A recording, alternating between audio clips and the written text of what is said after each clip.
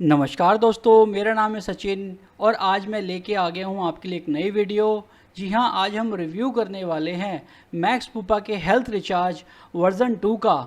जो वर्ज़न 1 था इसका, उसके अंदर 25 लाख रुपए तक की लिमिट थी और इसके अंदर जो लिमिट है वो 95 लाख रुपीज़ तक की है।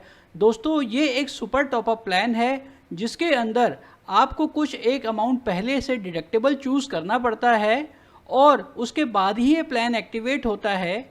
सपोज़ कीजिए, अगर मान लीजिए आपके पास एक 5 लाख रुपए की हेल्थ इंश्योरेंस पहले से है तो आप इसके साथ 5 लाख का डिडक्टेबल ले सकते हैं। यानी 5 लाख के ऊपर जितना भी इलाज का खर्चा आएगा वो ये पॉलिसी कवर करती है।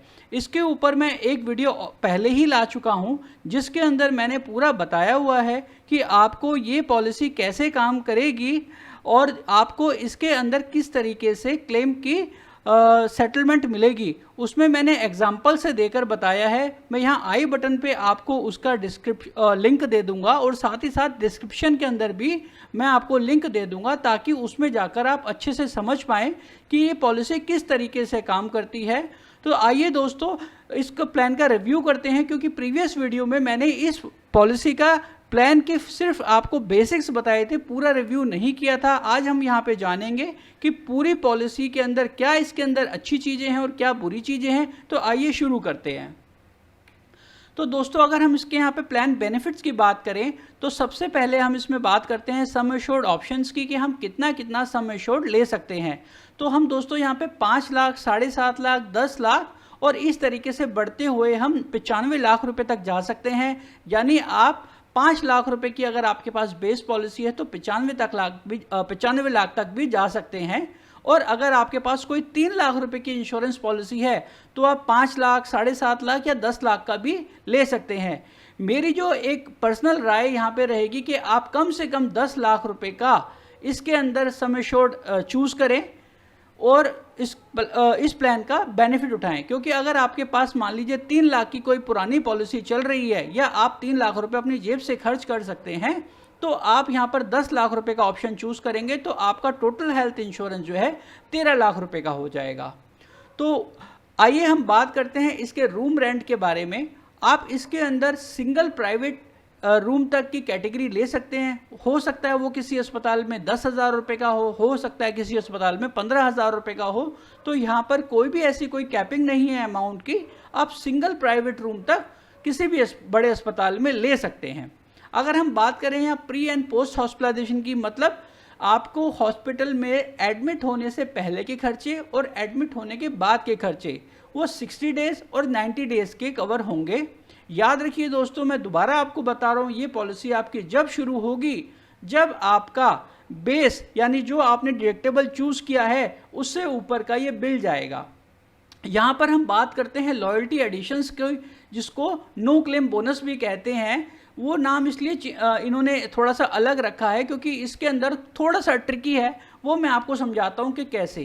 पहली बात, 5% आपको मिलेगा एक्सपायरी सम एश्योर्ड का। यानी हमारा जो भी सम एश्योर्ड एक्सपायर होने वाला है, सपोज़ अगर मैंने यहाँ पे एक जो है 25 लाख रुपए की पॉलिसी ली थी और अगर मेरा उसमें जो है 5% का सम एश्योर्ड होता है यानी 1.25 लाख रुपया, तो 1.25 लाख रुपया मेरे प्लान में ऐड हो जाएगा। और ये ऐसे धीरे धीरे बढ़ कर जो भी आपने बेस प्लान लिया हुआ है उसका 50% तक ही बढ़ेगा। और ध्यान देने वाली बात यह है दोस्तों कि यहाँ पर एक 25 लाख का ऑप्शन है। अगर आप ऊपर सम एश्योर्ड में जाकर देखेंगे तो ये जो 25 लाख रुपए का ऑप्शन है ये सिर्फ वहीं तक एप्लीकेबल है। अगर उससे ज़्यादा का आपने प्लान लिया हुआ है तो आपको ये 5% नहीं मिलेगा, क्योंकि 45 लाख, 65 लाख, 70 लाख, 90 लाख, 95 लाख की ये ऐसे कवरेज हैं कि जहाँ पर कंपनी को लगता है कि बहुत ज़्यादा कवरेज हैं और लॉयल्टी एडिशन से जो है कस्टमर को इतना इम्पैक्ट नहीं आएगा और इसके अंदर प्रीमियम भी काफ़ी सस्ता है, तो कंपनी ने ये ऑप्शन वहाँ पे नहीं दे रखा है। हम बात करते हैं यहाँ पर डे केयर ट्रीटमेंट की। तो यहाँ पर डे केयर ट्रीटमेंट जो भी डे केयर के अंदर डॉक्टर सजेस्ट करता है वो सारे अवेलेबल हैं और आप सम एश्योर्ड तक इसका बेनिफिट उठा सकते हैं।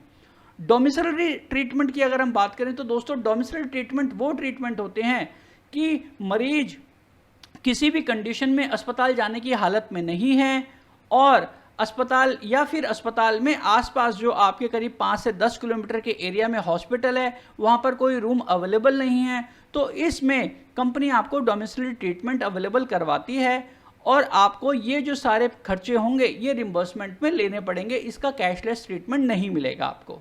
अगर हम बात करें अल्टरनेटिव ट्रीटमेंट की, तो अल्टरनेटिव ट्रीटमेंट का मतलब होता है जैसे आयुष हो गया, सिद्धा हो गया, यूनानी हो गया, ये ऐसे ट्रीटमेंट हैं जहाँ भी आप कोई गवर्नमेंट रिकॉग्नाइज हॉस्पिटल होगा और वहाँ पे आपकी 24 घंटे से ऊपर की हॉस्पिटलाइजेशन होती है, तो आप इन अल्टरनेटिव ट्रीटमेंट के ऊपर भी जो है कंपनी से जो है रिम्बर्समेंट ले सकते हैं।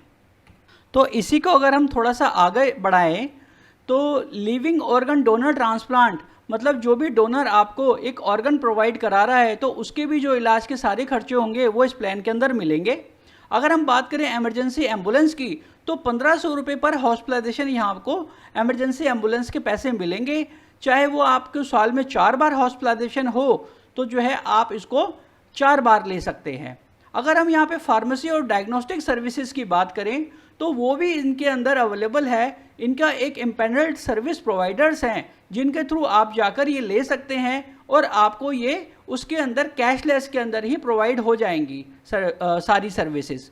अगर हम बात करें ई कंसल्टेशन की, तो दोस्तों यहाँ पर अनलिमिटेड टाइम ऑनलाइन और टेली कंसल्टेशन ले सकते हैं। जो भी इनके मैक्स बुपा के डॉक्टर्स हैं या जो भी सर्विस प्रोवाइडर्स हैं वो आपको जो है ई कंसल्टेशन देंगे। अगर आपकी कोई भी सर्जरी होनी है या आपको कोई भी बड़ा ट्रीटमेंट कराना है तो आप उनसे फ्री ऑफ कॉस्ट एक सेकंड ओपिनियन ले सकते हैं। ये कंसल्टेशन उसी के लिए जो है आपको सर्विसेज प्रोवाइड करेगी। दोस्तों यहाँ पर सबसे बड़ी चीज़ देखेंगे आप कि मेंटल डिसऑर्डर ट्रीटमेंट और मॉडर्न ट्रीटमेंट भी कवर है, जो कि बहुत सारी पॉलिसीज़ में नहीं होता। तो मेंटल डिसऑर्डर ट्रीटमेंट जैसे कि कुछ कैटेगरीज हो गई हमारी मेंटल इलनेस की, या कोई भी ऐसी चीज़ें हो गई जहाँ साइकेट्रिक ट्रीटमेंट चलता है, जहाँ डिप्रेशन की प्रॉब्लम है, तो यहाँ पर कुछ सब लिमिट्स दे रखी हैं कि कुछ बीमारियों के ऊपर कुछ सब लिमिट है। उसके डिटेल्स में आपको एक पॉलिसी डॉक्यूमेंट में दे दूंगा जिसका लिंक आपको डिस्क्रिप्शन में मिल जाएगा, जहाँ पर आप देख सकते हैं कि किस ट्रीटमेंट की लिमिट कितनी है। सेम विद मॉडर्न ट्रीटमेंट, आजकल बहुत सारे ऐसे मॉडर्न ट्रीटमेंट आ गए हैं जैसे कि cyber knife surgery, robotic treatments हो गए, तो उसके अंदर भी जो है कुछ रोबोटिक सर्जरीज के अंदर जो है कुछ लिमिट है। उसकी डिटेल्स भी आपको जो है डिस्क्रिप्शन में लिंक के साथ वो मिल जाएंगी, आप वहाँ पर जाके देख सकते हैं कि वो किन लिमिट्स के साथ अवेलेबल है। दोस्तों ये देखिए यहाँ पे सबसे एक अच्छा फीचर ये मिलेगा आपको कि HIV एड्स, जो कि मार्केट के अंदर बहुत सारी पॉलिसीज कवर नहीं करती हैं, वो यहाँ पर कवर होगा। दूसरी बात है कि आर्टिफिशियल लाइफ मेंटेनेंस, जो कि हॉस्पिटल एक्सपेंसेस का ही पार्ट होगा, तो आपको वो यहाँ पर वो भी मिल जाएगा। और अगर हम इसमें बात करें ऑप्शनल कवर की, तो ऑप्शनल जो कवर्स हैं इसके अंदर 2 राइडर्स मिलेंगे आपको क्रिटिकल इलनेस के, जिसके अंदर कुछ बीमारियां हैं वो अगर डायग्नोस होती है आपको तो तुरंत उतना पैसा, सपोज आपने कोई 5 लाख रुपए का क्रिटिकल इलनेस एड ऑन लिया और वो बीमारी आपको डायग्नोस हुई, तो ये पॉलिसी बीमारी का तो इलाज करेगी, साथ में वो सीधा जो 5 लाख रुपए आपने क्रिटिकल इलनेस का जो राइडर चूज किया वो आपके बैंक अकाउंट में भी ट्रांसफर कर देंगे। दूसरा पर्सनल एक्सीडेंटल कवर है यहाँ पे, अगर आप वो चाहें तो वो भी उसके अंदर चूज कर सकते हैं। तो दोस्तों हमने यहाँ पर बात कर ली है प्लान बेनिफिट्स के बारे में, तो आइए हम जानते हैं इस प्लान के अंदर इसके एक्सक्लूजन्स क्या हैं। एक्सक्लूजन्स का मतलब कि आपको कहाँ पर इनका क्लेम नहीं मिलेगा। तो दोस्तों सबसे पहले जो है इनिशियल वेटिंग पीरियड होता है जो कि 30 डेज़ का है, वो हर पॉलिसी में आपको मिलता है लगभग, और हर जगह सिर्फ एक्सीडेंटल इंजरी ही कवर होती है कि आज आपने अगर पॉलिसी ली और कल आपका एक्सीडेंट हो जाए और आपको हॉस्पिटल में एडमिट होना पड़ जाए तो उसके लिए वो यहाँ पर काम करेगा। 30 डेज़ का इनिशियल वेटिंग पीरियड होता है। एक स्पेसिफिक वेटिंग पीरियड होता है 2 साल का, जैसे कुछ बीमारियाँ हो गई, कैटरैक्ट हो गया, स्टोन्स हो गया, हर्निया हो गया, जॉइंट रिप्लेसमेंट हो गए, तो बहुत सारी ऐसी सर्जरीज हैं, गॉल ब्लैडर की सर्जरी हो गई, उनका 2 साल तक ट्रीटमेंट नहीं मिलता, और ये सभी लगभग सभी पॉलिसीज़ के अंदर कॉमन होता है। ये ऐसी कौन कौन सी बीमारियां होती हैं, इन बीमारियों की पूरी लिस्ट मैं आपको डिस्क्रिप्शन के अंदर दे दूंगा, जहां पर जाकर आप ये देख सकते हैं। दोस्तों एक पर्सनल वेटिंग पीरियड होता है कि अगर मान लीजिए कोई ऐसी बीमारी है जो आपने उसके अंदर डाली है, चाहे वो बीमारी पहले आपको थी और शायद आप ठीक भी हो चुके हैं, तो वहाँ पर एक पर्सनल वेटिंग पीरियड लगता है 2 साल का।